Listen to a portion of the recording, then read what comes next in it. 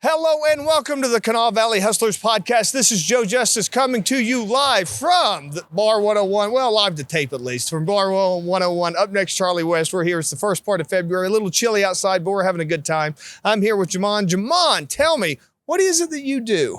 So I am the Director of Marketing Communications for Goodwill. And how long you're pretty new to the job, right? Yeah, as of January 1. So still getting in the groove, but we're moving. You're doing a great job from the things I've heard. Thank you. I appreciate it. I hope to continue on. Awesome. Listen, so I got a couple of questions to ask you. You ready? I'm ready, man. Let's do it. So, in your experience, what marketing strategies have been the most effective for growing businesses and why? I would say another one that's a little undercut here, I would say emotional intelligence. Understanding who you're dealing with and basically communicating in a receptive way emotionally to people.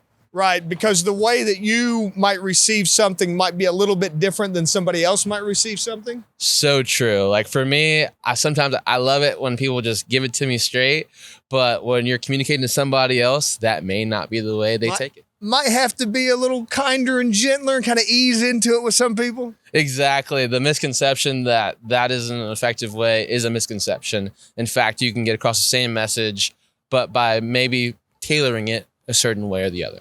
Absolutely. With that in mind, how do you foster a positive and productive business culture, and why is that important? I think keeping people at the heart of your business, at the heart of your mission, understanding who you're working with and understanding who you have on your staff is a big thing. How do they take information versus maybe somebody else? And that's important. That goes back to that EQ thing. It's important to treat people as individuals, right? Exactly. Nobody is all the same. Two people are very different. And so being able to communicate to one person one way versus another person another way, I think is a big factor in the success of your organization. Awesome. And so how do you set and achieve long-term goals for yourself and for your company? I think one, knowing where you're going. Where do you want your business to go? Also, who are y'all?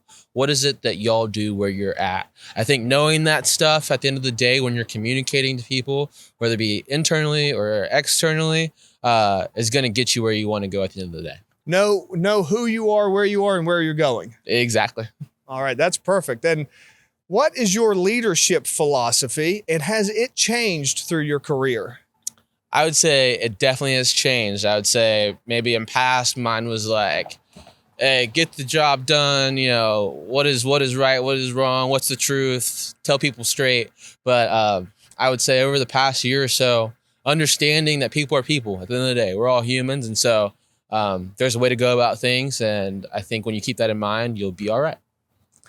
And tell me, what is your advice for building and maintaining a strong professional relationship in your industry and beyond your industry? Treat people how you want to be treated. As cliche as that is, I think it's still true today. The golden rule is still the golden rule. Exactly. Awesome. Thanks, Jamon. I really appreciate it. And this is Joe Justice coming to you and reminding you, as the Kanawha Valley Hustler, to hustle smart, hustle hard, and hustle with a smile.